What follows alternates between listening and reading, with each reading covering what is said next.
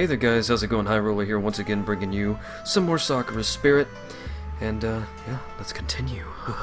I'm not wearing my beanie today because it's like fucking 1,100,000 degrees outside. So yeah, got the hair slicked back and all that shit, but this isn't a video about hair. This is a video about titties and visual novels. Yeah. Do I look like an idiot? This is because of earlier, isn't it? No, it's not. I promise. Someone just gave me a really bad advice. Really? Well then, allow me to give you some good advice. Go and get yourself cleaned up, now, before anyone else sees you like this. Gotta fix my little fucking pop filter. You see, this is the bad thing about this. Like, whenever you don't have your microphone, like on a boom stand or anything like that, or like a scissor arm type thing, and you just have it on a tripod in front of you, and you go to take something out of your ear, you go to move around just a little bit, you end up knocking shit all over the fucking place. But anyway, continuing. Honestly, you are the face of this village. You could have been called to defend it at any moment. Do you think yourself capable in a state like this?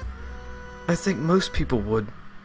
I am not finished. Narumi, you are sleeping in my spare room tonight. Takahiro, clean up this mess. If you do not complete this task before morning, you will not get to sleep. Well, obviously, because he'll be spending all fucking night cleaning. Fucking bitch. And if you do not complete this task before breakfast, you will not be getting any breakfast. Fuck. See, everything just keeps on, like, fucking up. See, technical difficulties of videos. That's what happens when you fuck around with shit whenever you're trying to record and read and all that stuff. That's a bit unfair, isn't it? I sighed, the shouting and angry glares from the samurai girl making me feel a bit too intimidated to decline her demands. As she marched the dejected and still chocolate-coated girl out of the house, shielding her with an old robe. I took a look around. It was going to take me hours to get rid of all this chocolate. If Ishikawa ever finds out about this, he's going to give me hell. It had been a week since I came to this world. I spent my days helping out around the village and training with Mio and Narumi. I even tried my hand at repairing some of the damage done by Sakura. Good luck with that. I still had no clue where I was, but I was enjoying the time spent here. Everything reminded me of things I had read about in... It reminded me of things that I read about in the school history books, from the buildings to the people. Fuck.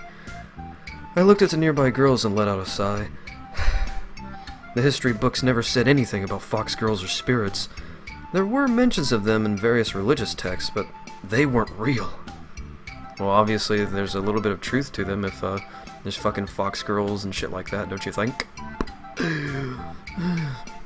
So you're sure this wedding sash will be able to get me back to my world?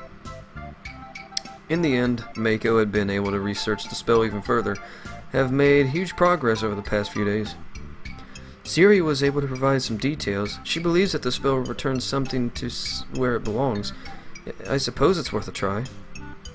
It will work, I know it will. I just need some time to prepare. I'm not sure if I should be grateful or worried. Still, I didn't think you'd be able to figure it out so fast, Mako-chan. Yep, magic is super easy, just a wave and a flash and it's done. Except the time it will take to you to prepare the ingredients. Do not underestimate the arcane arts, Mako-chan. You have a gift, but make sure you treat it with respect it deserves. Just like I said before, like in past videos and everything with this green screen and all that, I have fucking like super bright lights like blinding me, so it's kind of hard to read. You know, when all this shit's going on, like I have like fucking blindingly bright light just like right in my fucking eyes, man. And it's very fucking irritating. So if I slur in my speech, if I stutter a little bit, feel free to just, you know, move on without me reading. Just go ahead and read it yourself. A wave and a flash. I'm not going to end up exploding into fireworks or something, right? Absolutely, probably not. I guarantee it. Don't worry, Takani. I won't do anything that'll hurt you. I hope. Famous last words right there. Unless you happen to be made of clay, glass, wood, or stone. These all seem to shatter when you try to cast a spell on them. Oh, Nei-sama, you didn't have to tell him that. Oh boy, good thing the human body is mostly made up of water. Let's take a break. I'm feeling a bit Distracted by the younger girl's excitement, I didn't notice a sweat had started forming on my forehead, a sudden dizziness coming over me. Without a warning, I collapsed onto the ground, my breathing heavy and ragged. As my vision faded, the girls ran toward me, shouting my name in concern.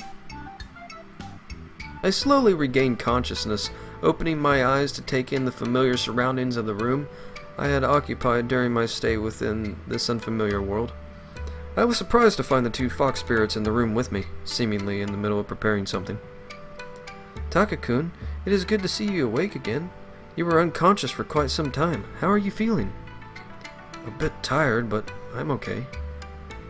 What happened? You sprung quite a high fever. I have prepared some food for you. It will be ready soon. Mako-chan is preparing a spell that will hopefully improve your condition. I think you have a cold. You were so hot and sweaty I had to get you out of the clothes to wash them. Really? She fucking stripped him down. Jesus. My head still felt like a little bit fuzzy from the rest, but I was probably just exhausted from the constant training. I guess even a hero gets sick sometimes. It took me a moment to realize what Mashiko had said. Raising the blanket, I found myself lifted in nothing but a pair of shorts. I instantly blushed. Well, at least he's wearing shorts, you know. At least he's not completely nude or anything like that. Why would you take my clothes?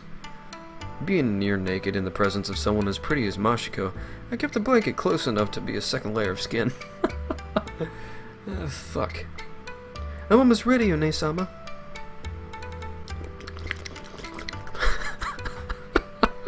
Mashiko suddenly slipped past me, startling me in the process as her hands gently grasped my shoulders, pulling me against her.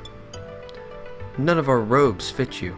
This was the best we could do. I need you to relax. Easier said than done. Who would be able to relax with a girl hugging them? The lack of clothes only made me more nervous. Just lean back against me and watch. Mako-chan is about to give you a demonstration of her powers. It would be rude not to pay attention, and I would have to have you punish you for being rude.